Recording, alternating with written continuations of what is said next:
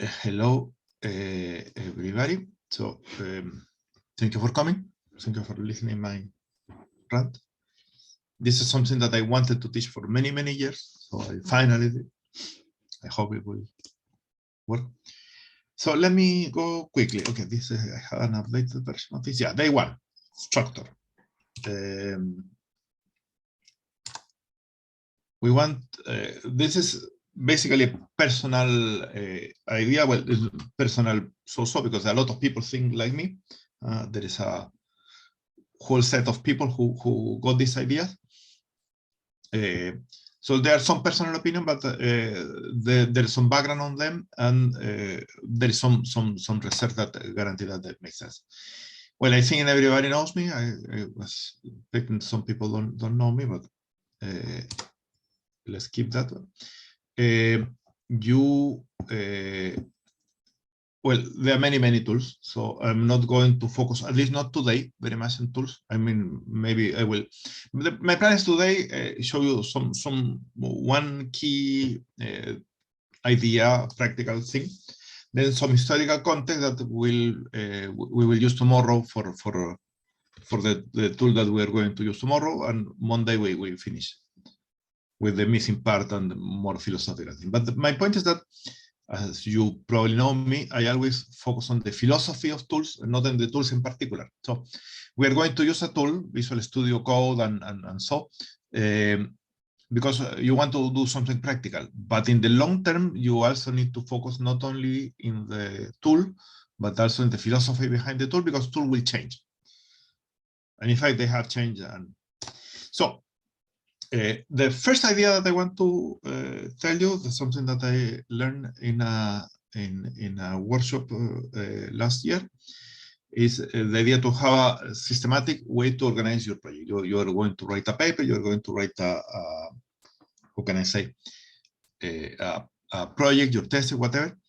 It makes sense to have a structure. So the idea is that things should be in a logical place that will be easy for someone else to find it. The someone else usually is you in the future. No, you will see your files later, and you will not remember how you did the thing. So you should be organized now. So that someone can be people who read your article, and you will like to share your folder. You probably will put your folder in some web page, or people who are you are working with, people who are co-authors of your paper, for example, or someone who will take your project later. I mean, you finish your thesis. If it's a good thesis, someone will do a second part. And well, your advisor. If you are my student, this is what I need. And most of the time, yourself in the future. You're making a favor to yourself by being systematic here, okay? So the proposed structure that I took from that paper is this. You have a folder for the project. For example, in my case, every thesis that I am advising is a project. Every paper is a project. And so I have in documents, I have a folder. Well, in document, I have a folder for every year. And in every year, I have a folder for every project, paper, thesis, whatever, course. And inside the project, we have this structure. We have data, which is essentially anything that you get from outside the computer. The result of your experiment, the thing that you are not created, the starting point of everything, the result of your experiment, the thing that you downloaded from the web. Maybe the only exception is that you put the reference here in refs. It is convenient to have a separate place for all the PDFs that you download and you will get for further citation in your work. You tend to collect a lot of paper unless you have something else, like Mendeley. Mendeley is an alternative way. But if you are sharing the folder with other people, it's a good idea to put all the PDFs in the same place. Then the critical part that we are going to work here is this, documents. So well, here you can make separated, but if you only have a thesis, you can work directly here. I'm assuming that the thesis essentially will have a written version, and then there will be a talk that you will do, a presentation, and eventually you will write a paper, all using the same material. Then you may need to have some code, some program, some script, something that will be used for reproducing the results. So basically the pipeline is this: you have your data, and using some code, you will produce some results. I mean, if you are doing something computational, but at least you will be doing some plots, for example. You are doing some graphic, you are doing something, so you have your data, and you have some protocol to reproduce some result. Well, technically, people can do plots in Excel or GraphPad or something like that, but we recommend to do it with the scripts, so you can do it again and again many times without doing things manually. You're probably going to do it 100 times. So again, result have these folders by date. And I want to talk to that in a minute. The first thing that you have to keep in your mind, that data is holy, is sacred. You get your data, is the most hard part to make, is the expensive part. You should not lose your data. So you have to backup it, and when you put it in this folder, you make it read-only, so you don't modify it. If you need cleaner version, sometimes the data is not in the format that you need. You don't edit the files. You make a program. If you need, you do it manually, but typically you make a program that adapts your data to the format that you need. Let's say, I don't know, you got FASTAs and you want to make them lowercase, they are uppercase. You make a script that does that. You don't modify them directly. Maybe the IDs of the files are not the IDs that you want to well, you make a script that change them. Because you should keep your data without any modification. You don't know what will you need later. If you modify them, you may lose something. Rule about the file names. Be coherent. If you decide if you are going to separate using dot, using hyphen, or using underscore. If you are working with other people, make a standard official, like we are going to separate files with underscores. I mean, the different words in the file. If possible, have some script, some program that check if you are doing it correctly.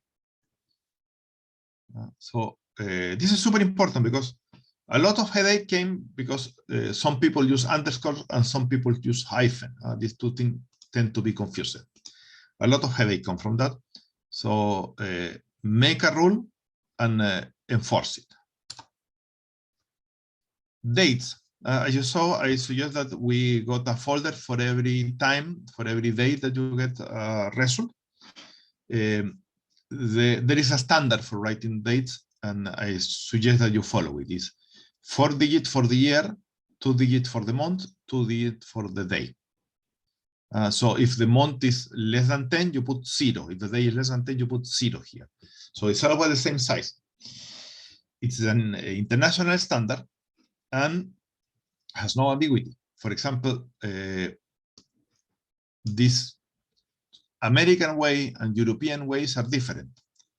And it's always a source of ambiguity. I think this is the Japanese way. And the Japanese way is no ambiguity. And, let's mute everybody. Someone speaking.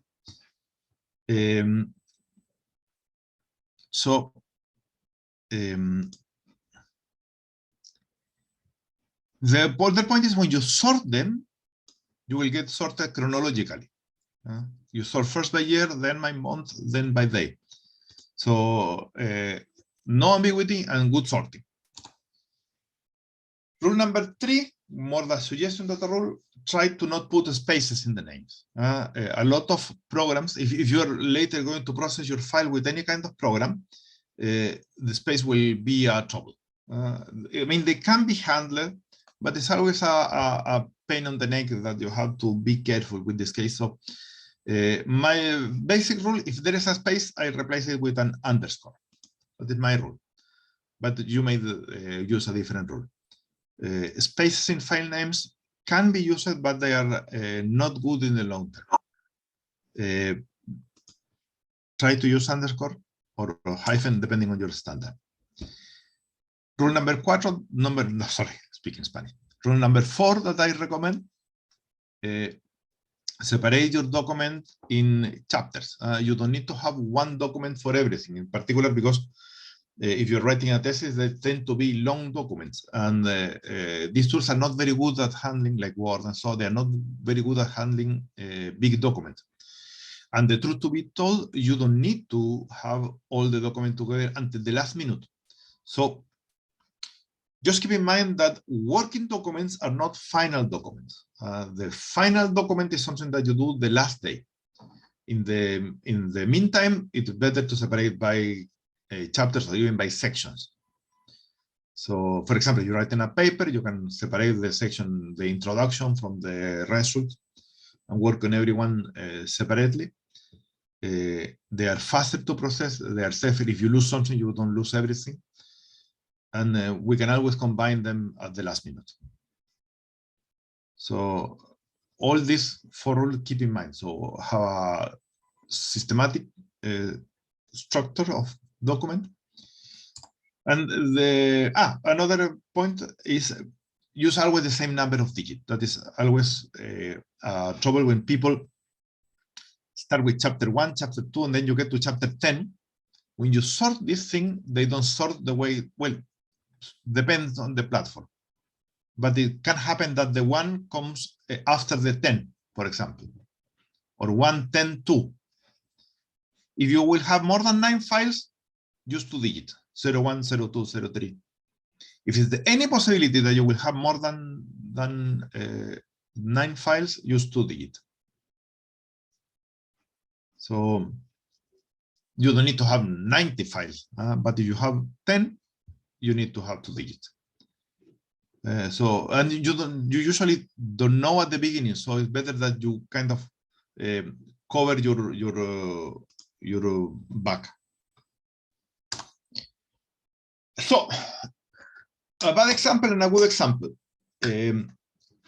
Why this is bad? First, it's incoherent. Here I have hyphen, here I have underscore, here I have dot, here I have space. Bad. Here you have 2 digits and the other were 1 digit. Here you have a date and it's not clear what is year, what is month, what is day.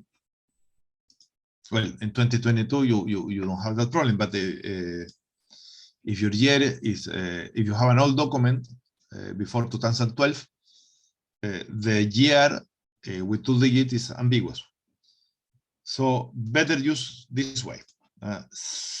Always the same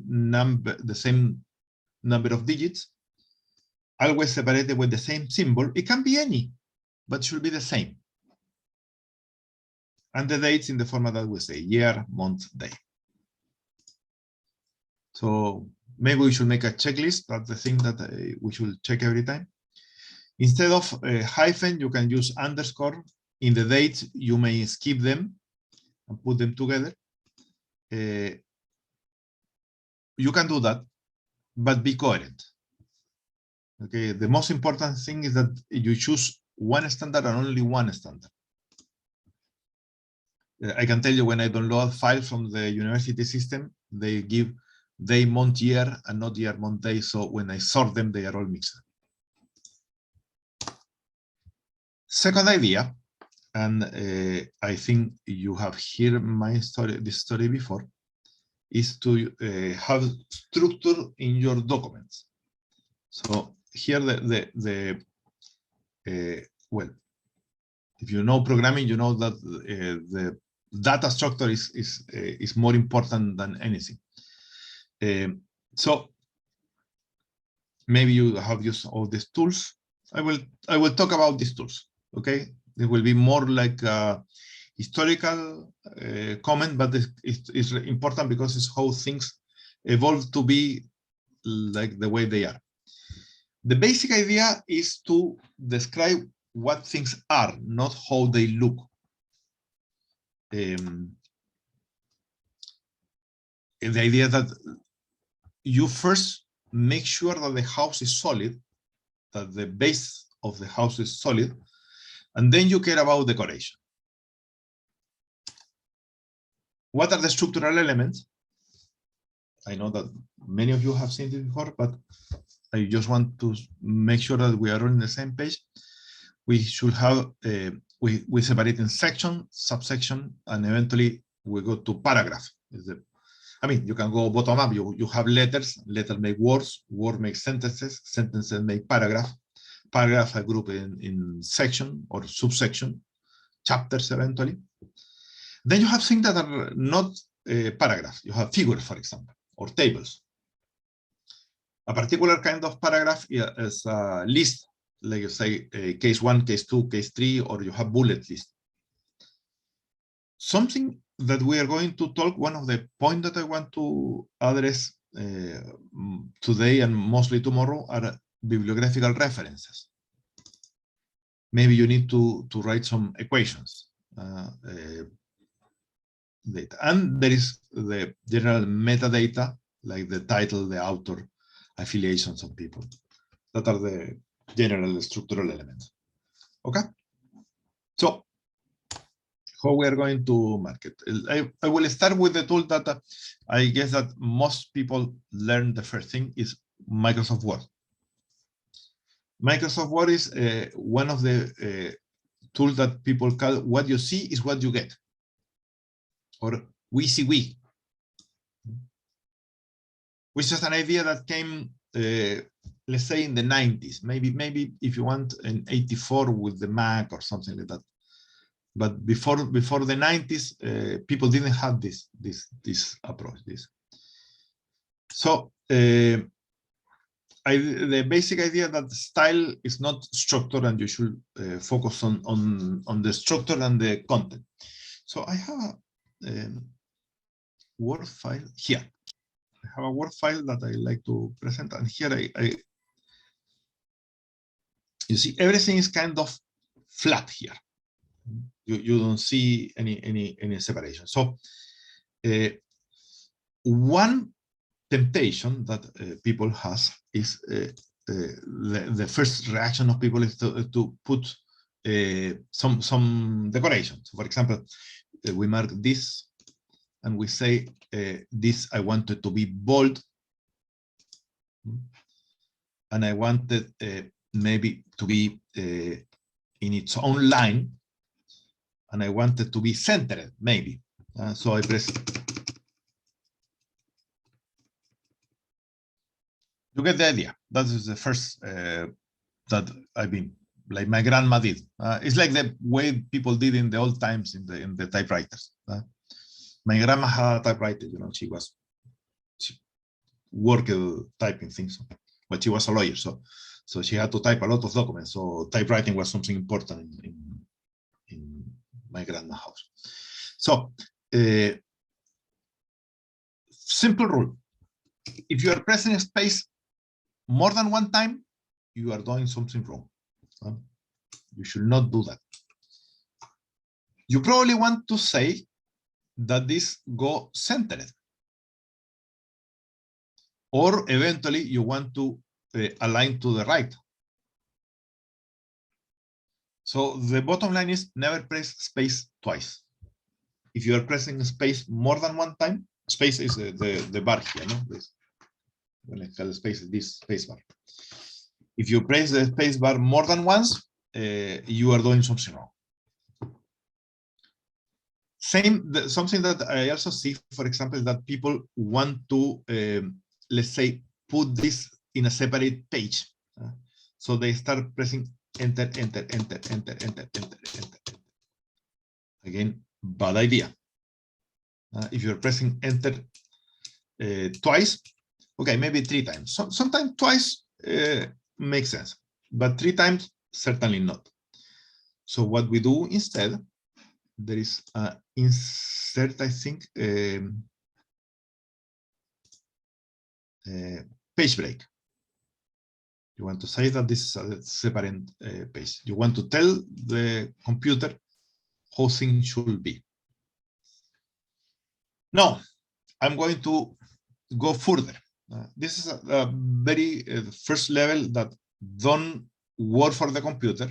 If you're pressing enter or space more than 2 times, you are doing it wrong. But the real way to do is here. We have something that we call styles. And in fact, I can open a style pen. I think I have a video or put in some classes. So we want to specify the role of things, not how they look. So, for example, this one should be the title. Okay. Then let me separate here. This is say, for example, rule 1. This is a heading, a section. Heading have different level because you may have subsection inside every section. So there is one title in the document, and maybe more than one heading. Heading 1, all at the same level.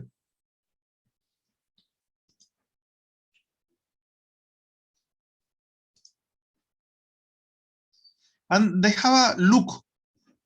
They have some look here. But we are not going to worry about the look now because it's something that you can change later. In fact, we can change. I mean, let's say you are writing the thesis for the university. The university has some rules, and the rules say that you should have some type font, some size, some rules. Okay, there's some template.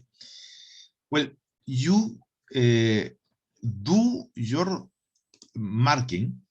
You forget about that, and at the last minute, when we are about to, because many of these adaptations depend on the text that you have not yet written. So after you've written all the text, then you care about page breaks and font and things like that. But if you need, for example, you can modify the style. When the time comes, you can modify the style and say, for example, okay, this is not going to be 28, this is going to be 18, because the university rules say 18, and instead of Calibri is going to be, I don't know, Times New Roman, bold. Okay. Give it 1 minute. Okay.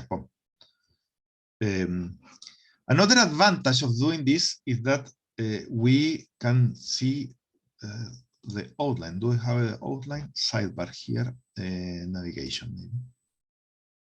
Yeah. So when I mark the structure, like I was marking the headings, I automatically get the outline here. And that will allow us to have an automatic table of content, for example. You don't need to write a table of content. All the things that are boring, the computer should do for you. If it's something boring, the computer do for you. That is the philosophy here. Well, I don't want to go deeper in Word because I don't think it's the best tool, but I know that people use this tool. Well, maybe the last point is this. Things that don't have style are usually marked normal text.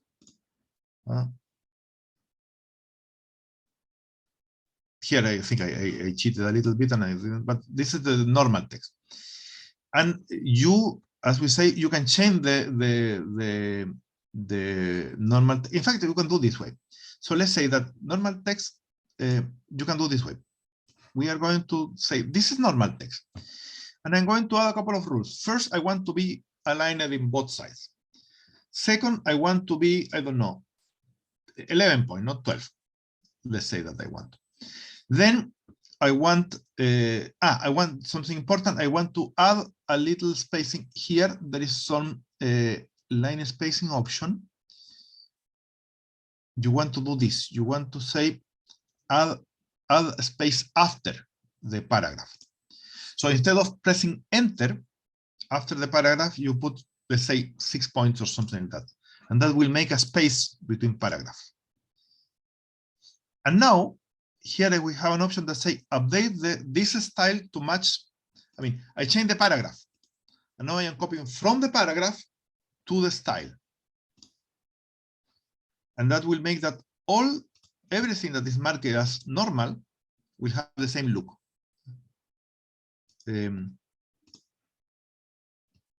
So you see, for example, here, the aligned working, maybe you can make it like here, put it normal, and boom, you see?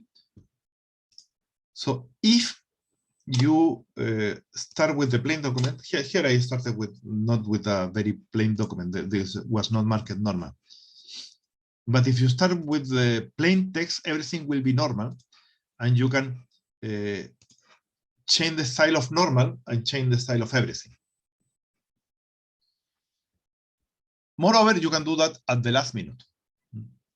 It is really not relevant to do it too early. Okay. Let me go back to the slides. The basic point is that you should focus on what you want to say, not on how things look. At least not at the last minute. In the last minute, you can play that. Let me say this.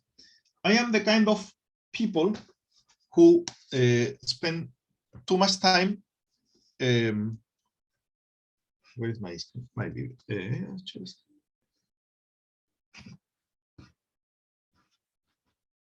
What I did. So I am sharing? No. Do you see my screen? No. Good. So you see me. So for example, I am the kind of people who spend money in this kind of book about fonts, types, all kind of ways to write. This is an error. Don't waste your time choosing fonts. Your content is much more important than your font. If you have to choose font at the last minute.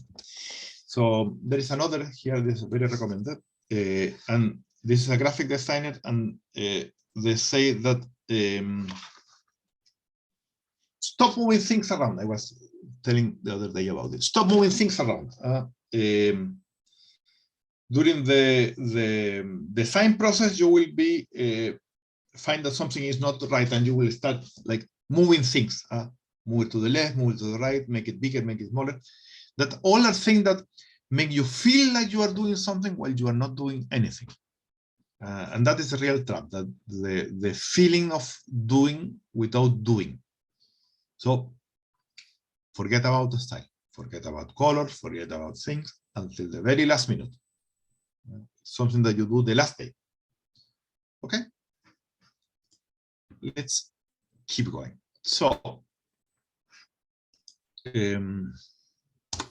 focus on content. Well, I show you this thing.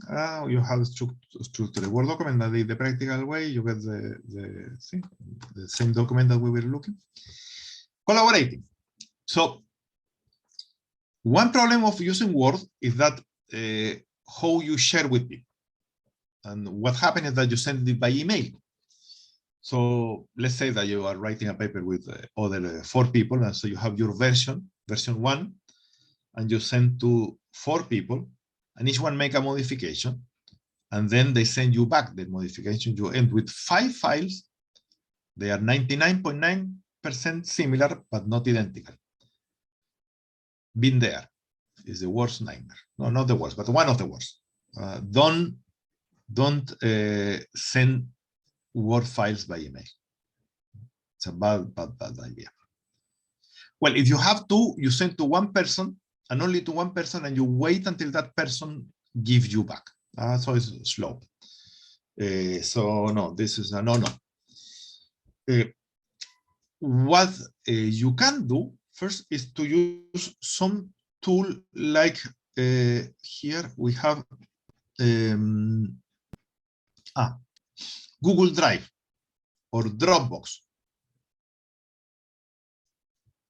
So Dropbox, let me see if I can open something here. If you don't know, you should know. Dropbox is, where am I?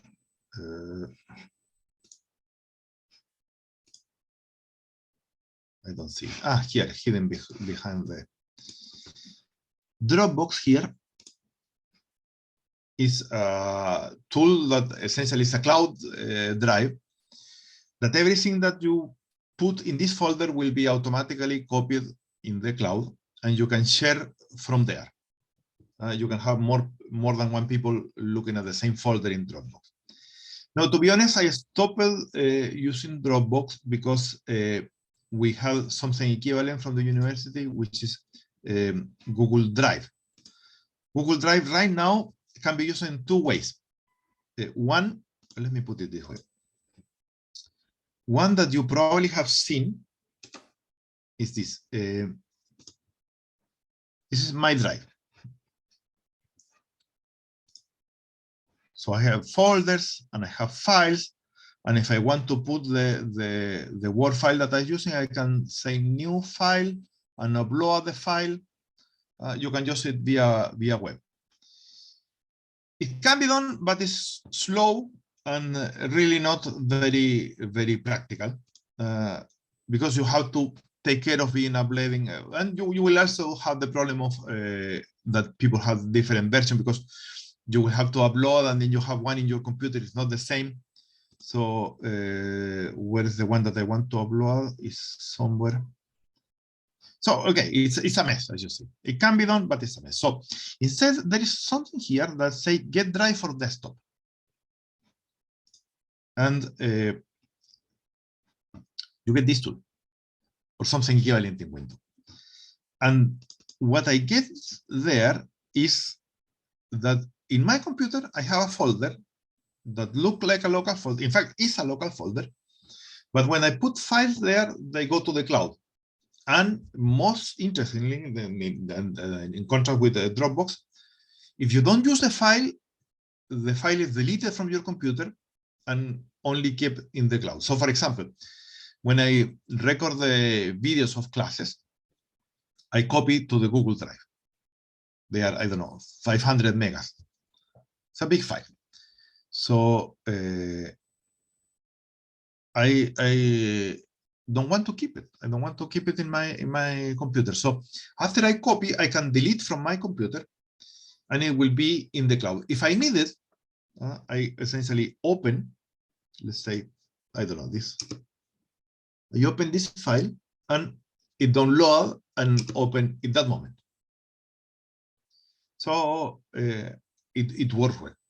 And here is when I have folder, other thing that you should know here is that you have the option, let's say, the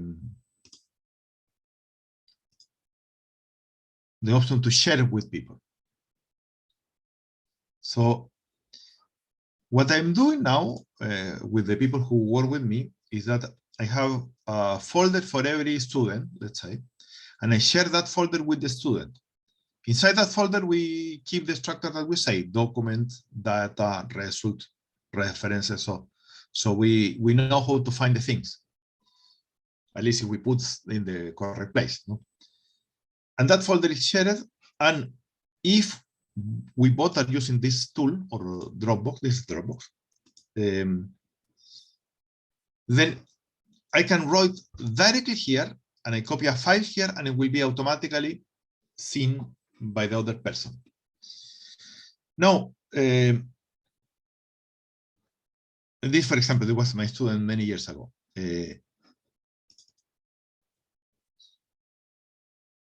When you copy a Word file to the drive, you can open in the browser. So you don't need to have a Microsoft Word installed in your computer. 2 points. In theory, there is a tool called Microsoft. Okay, we'll check this. Microsoft 365. You can pay for a service or something, and it works like this.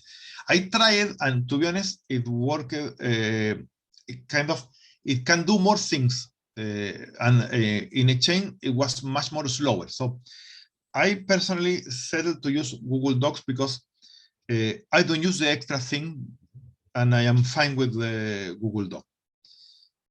And as I say, you can work with the same Word files. Point number 2, as you see, there is an extension that I don't have installed now that is called Google Docs Offline. That is a big advantage, meaning that if you don't have internet, you can still edit your file. That's a good thing. There is probably make available offline. So you have to mark the file that you want to be able to use offline, and they are copied to your computer. So if you are, let's say, on the beach, or I don't know, in the ferry or somewhere, and you don't have internet and you still want to work, you can still work on them. The other advantage here is that this system has a good way of suggesting grammar error. You have tools, of course, we can talk about later, but there is a spelling and grammar correction here that is better than what you have in the local computer. Then the last point that I have to say here is that you can have comments. So here, well, some of you know this thing, but if I make a comment, typically here I ask a question.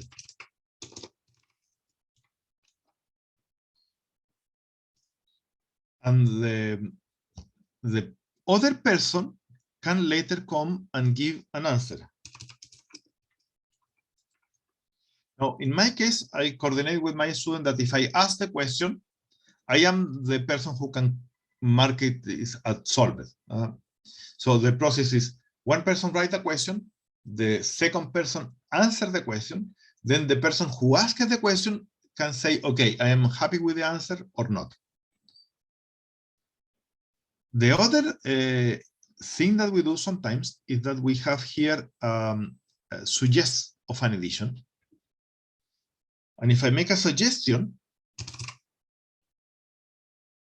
for example, I change in some text, then if I'm making a suggestion, my student can either accept or reject my suggestion. So if I ask a question, I can accept the answer. If I make a suggestion, the student takes the accept or reject. Suggestions are suggestions, you can reject them. I'm going to delete this one. So this is interesting. This is something that I like in this platform. You can have them in Word also, but in the Google document, you can have, well, I didn't say, but one big advantage of the Google document that you can have several people working in the same document. If I share this document with you, eventually here, you can open the same web page and edit the same document at the same time. I can add someone, I don't know, let's say. Okay, I'm not going to do it now, but this is the way that you can be viewer, which you cannot change anything. You can be commenter, in which you cannot change it, you can make comments, or editor, in which you can do everything. And the other thing that you should know is that this is automatically saved. There is no save button, it is automatically saved. Okay. Then, so it's a good tool. Again, forget about the you here have the structure that we say. For example, here the should be marked, let's say, heading 1.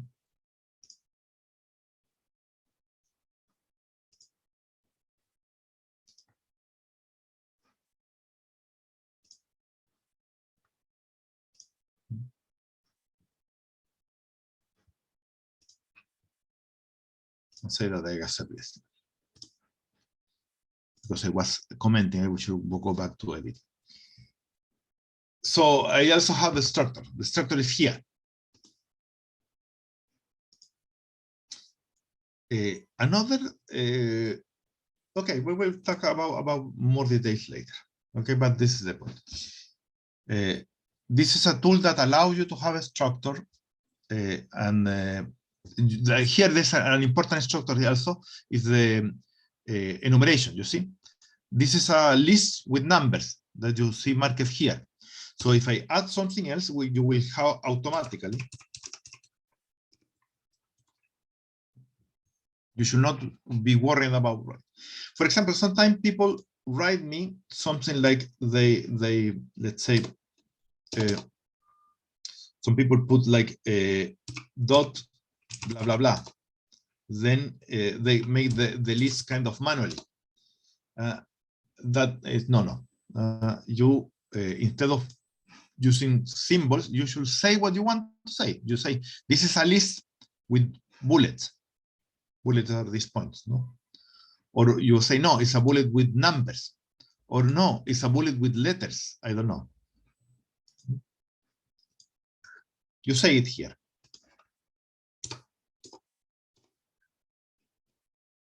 Again, in the philosophy that you indicate how things are, not how they look, what things are, the role of things.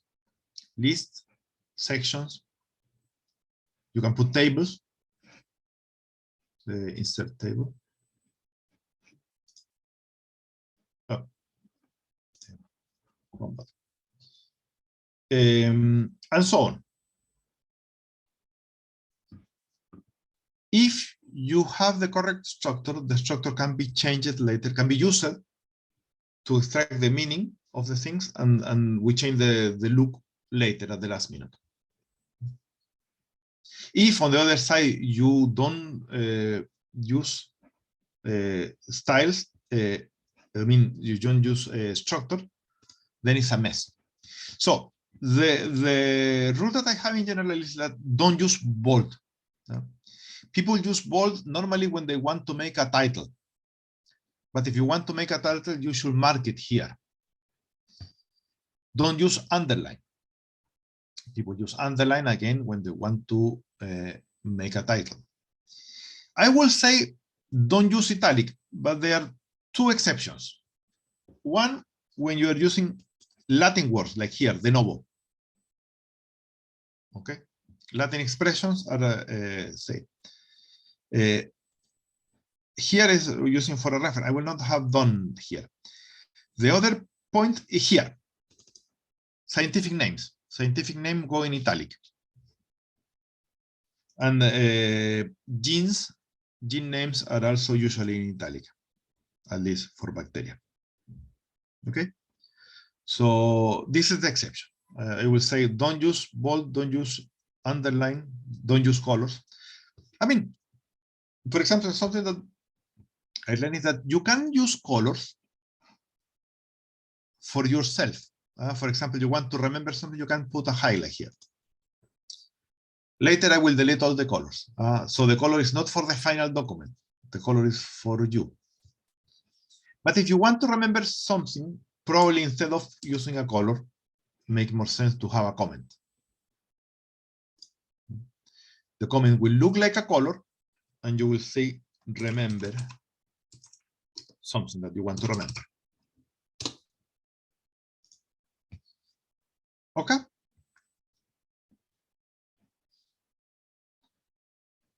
Okay, let's go back to the thing. So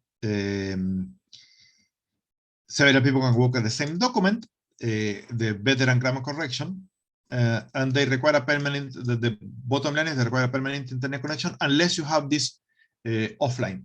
Now, I personally don't know what happened if you have an offline document and you edit it and someone else is editing at the same time. I don't know if two people change the same document when they are offline, if it will work. So let's be careful with that, okay? Then here I will make, and we have like 15 minutes. I want to speak about a little of the history lesson, structure without style. The typewriters, like my grandma had something like that, literally, is 19th century technology. And as you probably know, they had only one type of letter, one font. And you also know that the keyboard that they designed is the same keyboard that we have here. They lasted, we've been using the same keyboard for 150 years. And we probably keep using. I mean, even your cell phone has the same keyboard, no?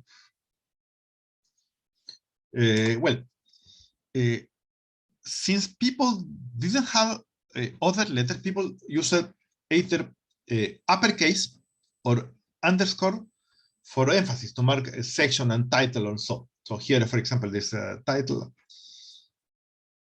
The uppercase and the underline are not intrinsic here. What is intrinsic is the role. This is a title, and this is a section. In this case, the style says that titles are with uppercase and section are here, but you don't write uppercase. You let the style transform things to uppercase. I think we can do it in here in Word, for example. I can probably go here and say what was the it was title, this one. Okay, let me see here. This was title, and we have an option, modify style. Well, anyway, should not spend too much time here, but there is something here when you go to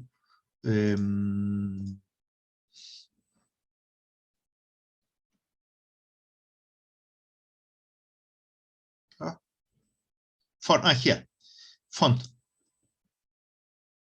Here I can change the other part. Here I can change the spacing and see. Thinking forever this computer, but you can there is an option like uppercase here, all caps. You say that this should be always uppercase. So I write it with lowercase, and I ask the computer to make it uppercase. And it should be that way because the computer knows how to go from lowercase to uppercase. But if you write everything uppercase, the computer doesn't know where to put the lowercase and uppercase. For example, here we have the first of every letter of every word, the first letter of every word in uppercase, except for the connectors. So for the computer, doing this is hard. But if you write like this and you want it uppercase, it's very easy for the computer. So bottom line, don't write uppercase, not full uppercase. Write, if you like, this title case. The first letter of the main words is uppercase. The connectors are lowercase. Or if you want, the other style is the first letter uppercase and the rest lowercase.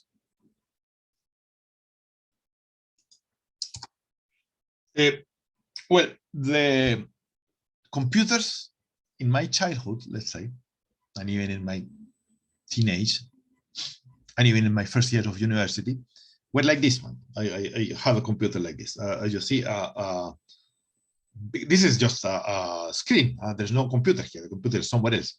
But this flat text, black screen and white letters, sometimes yellow, sometimes amber. Plain text. So how people manage to give a style in the plain text? They have a clever idea, and that is the second idea that I want to give you today. When people work directly with the text files, they use some symbol with a special meaning. That I like to call the symbols are magic. Let's say backspace or @ or something.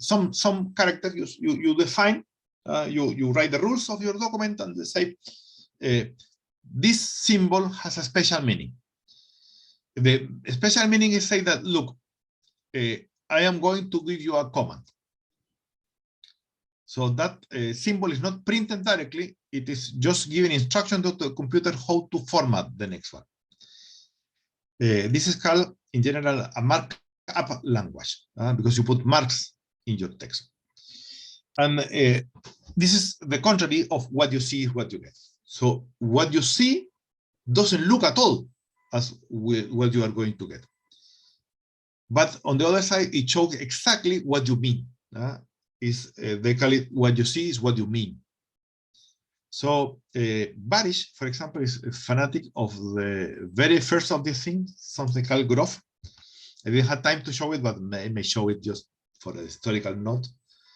People invented this. I know that they were using it in the 70s. The one that is probably the most impactful is this guy. This guy is probably the most important computer scientist in the world. He wrote some of books. This is one of my favorite books.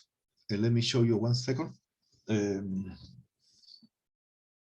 You see here is Knut is the center, and he you will not see it here, but it is in the picture with the student. So it's like grandfather, father, and grandson, something like that. And he well, I will tell you later, because the grandson is also involved in this thing. Knut is still alive and still producing, and he started in the 60s to write. In fact, I should have shown this book.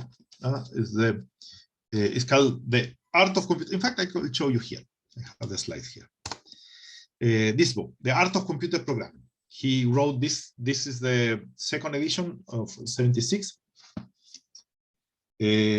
But it's the book 1, and now he's going the 4th book, and he's writing the 5th book.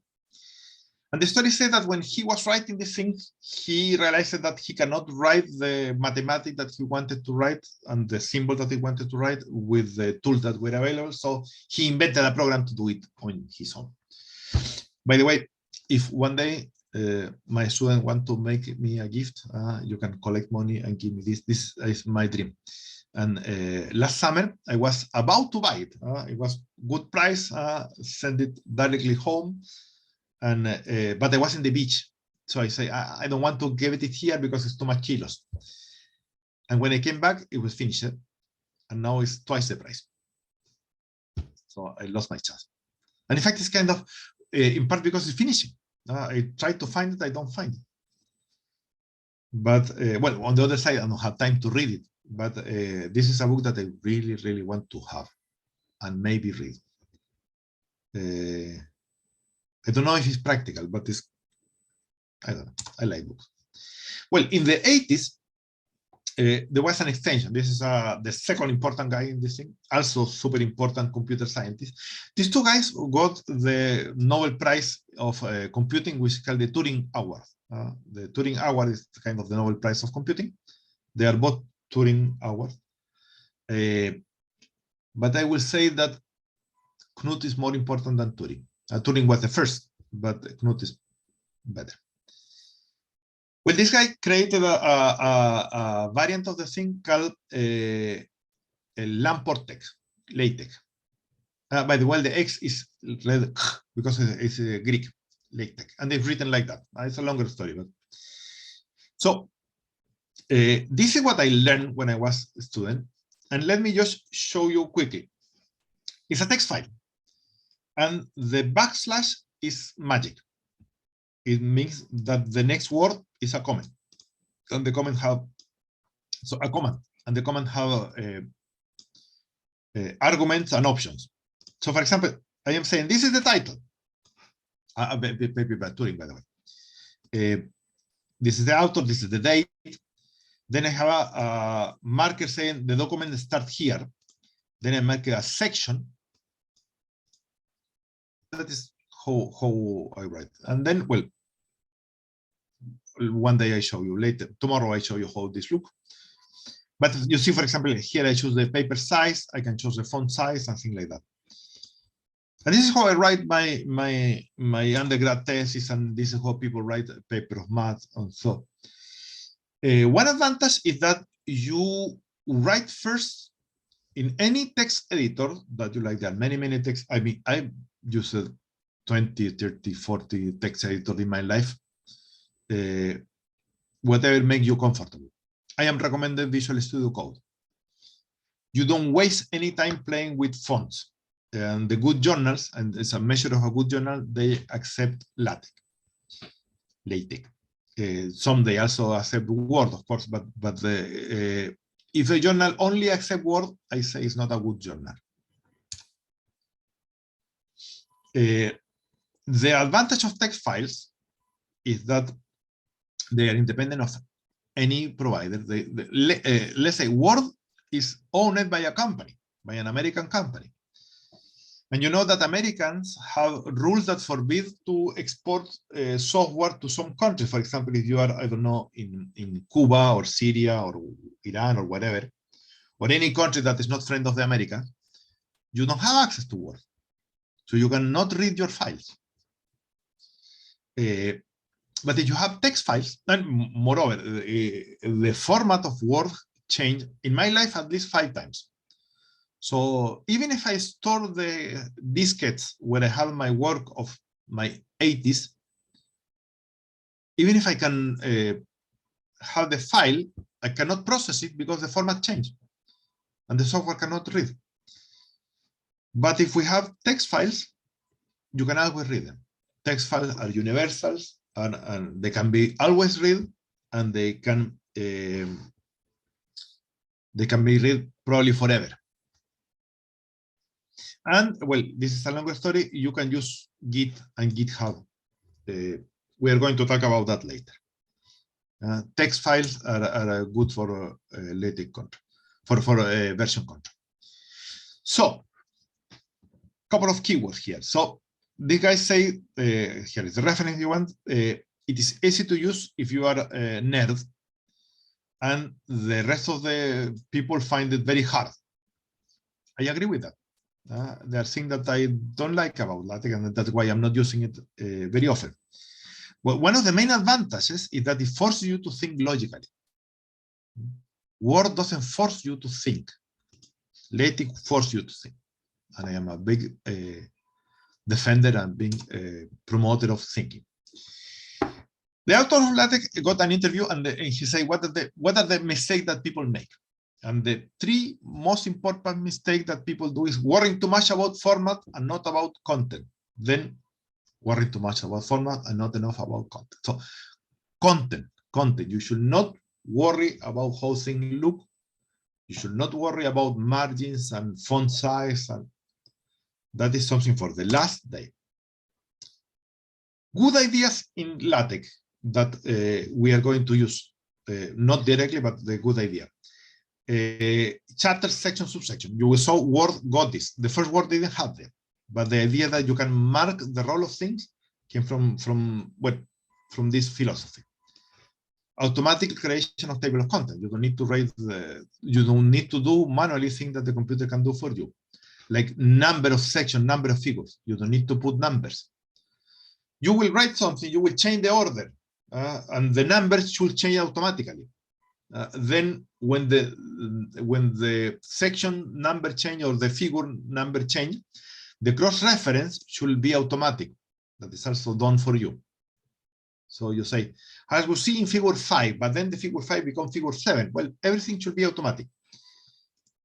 Floating figures. Okay, this is a little longer, but essentially the point is that when you declare a figure, it is not necessarily the place that the figure will be shown. Because let's say that you are finishing the page and the figure doesn't fit in that page. So LaTeX, what they do is they put the figure in the next page and they continue the text. So you get pages that are much more beautiful. Math formulas and bibliographic reference. This is the 2 that I want to speak a little more. Math formula, I know that you say, I am a biologist and I don't need to do math. Let me correct you. Let me tell you that you are going to use math because math is the language of nature. And more and more, your result will depend on some math. At least you will use some statistic, and you should be able to know what is the statistic, and you should be able to write it. Sometimes. Just quickly, if you know how to read this, you will see that this is essentially saying the same. The parenthesis a plus b raised to n is equal to the sum. This is under, below k equals 0 to n of the fraction of n factorial divided by k factorial, a factorial, a to the, you can kind of read it in English and you write as you read. Well, you can use LaTeX in Microsoft Equation Editor. If you want to write a formula, in here there is something. Let me put it here somewhere. There is usually insert. I will not find. Here equation. Insert equation, and there is a classical way with this kind of thing. I don't know. There is a kind of graphical interface, but I understand that you can write it here. You have the option using Latex. Okay, so you can say like I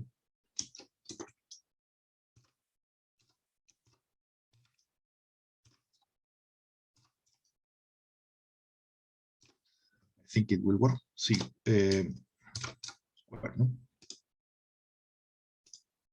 And then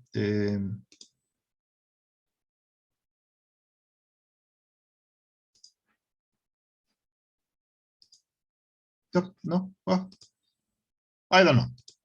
Here, professor. Okay, here you go. Okay, so if you are going to write math, it is a good investment to learn how to write math. And we are going to use, I mean, in the way that we are going to teach, this is going to work anyway. It's a good investment. Bibliographic references also can be managed automatically, is used in a file in a format called Bibtext. Tomorrow we talk about that. By the way, Bibtext was made by the other guy in this book. So it's a family business. So, and the tools that we use, Zotero, Mendeley, and so, they produce Bibtext. Bibtext is a format well-known, well made, and it's good to know. There are alternatives, of course, but this is the one that I'm showing. Well, let's keep this. You text file, and if you want to try it, there is this online version called Overleaf, and you can try it on. And to be honest, a lot of people just use it directly here. It is free. We have to say this is everything is free here. You don't need to pay. Word is not free, but everything else that I say is free. LaTeX in particular is free, but it's big. So if you want to install, there is something called Basic LaTeX. This is kind of a small version, but the full version is kind of big. Eventually, if you, depending if you are going to use it or not, you decide to install it. But if you are using a little, you can do it here if you want to try. What else? Here. People do like that. Disadvantage, I'm going to finish with this. No, I don't. Do we have 5 minutes more? 5 more minutes? Yeah. Okay. No, I say no. Say no if you don't have. It is hard to learn. And obviously, depending on your, I mean, if you are working in quantum mechanics, everybody will be using it. But if you're working in social science, it's not obvious that everybody is using it. So, and the truth is that you have to do it with the book, with the manual at hand. The studies say that they decided not to sell the software, to make the software free, but they sell the book, and they got rich selling the book. So they make a hardware, software that is very practical but hard to use. Then you sell the book, and they got very rich. It is oriented to produce a printed material. So this is making paper or PDF, if you like, but it's not for web. It's not for a Kindle, not for a book. And something that I personally dislike is that writing tables is hard. So that are this disadvantage.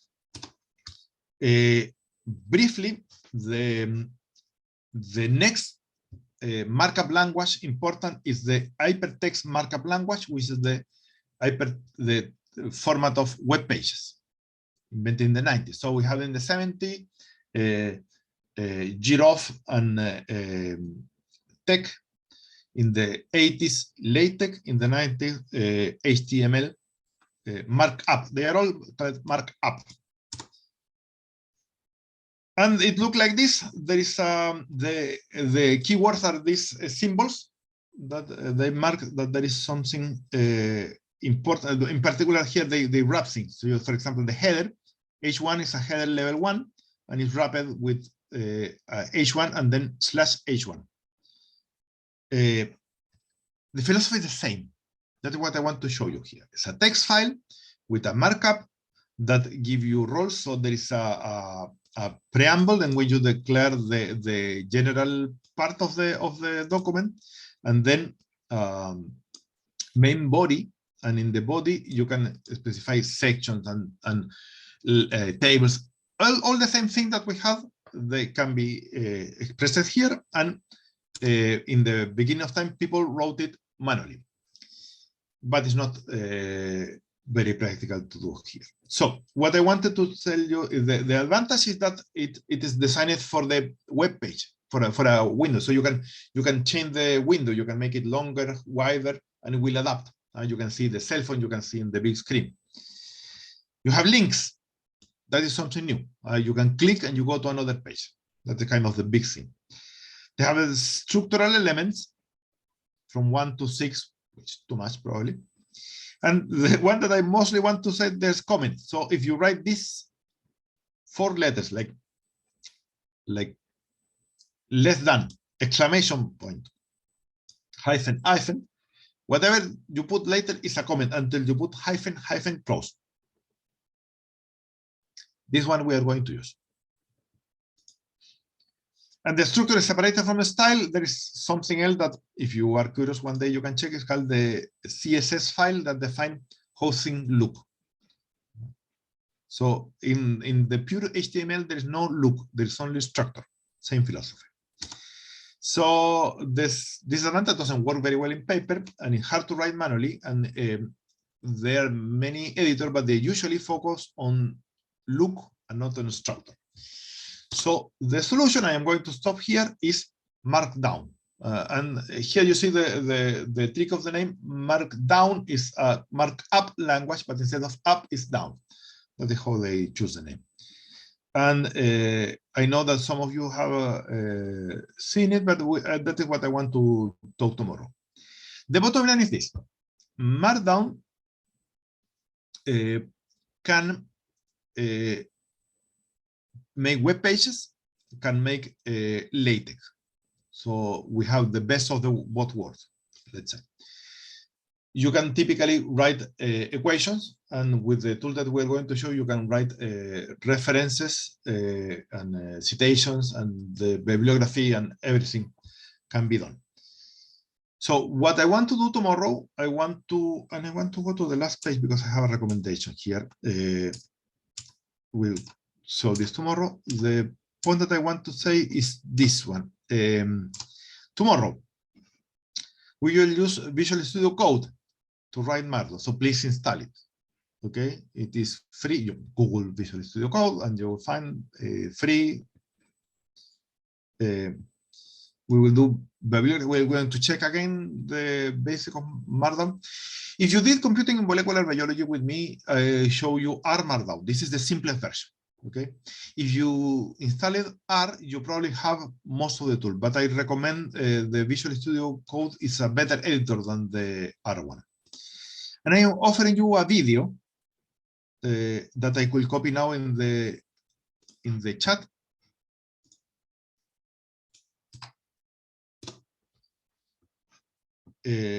By this guy. The guy has a series of videos, but this is in particular called like academic writing in Markdown and all. Literally doing this video essentially. I hope you see it because I'm going to say the same thing. So if we see it, we save time. Okay. Copy it now. I am going to save this suggestion by Barish. And tell me if you have any question.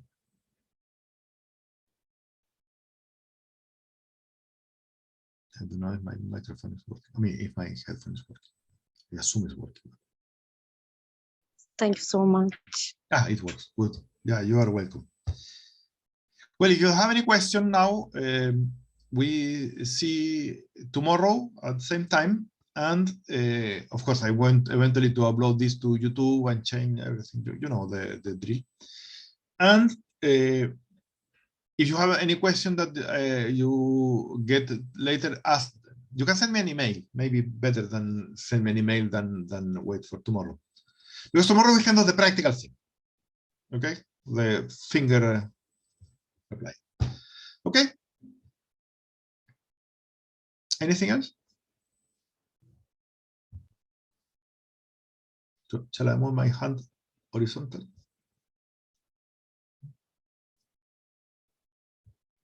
Have a nice day. Have a nice day. See you. See you, sir.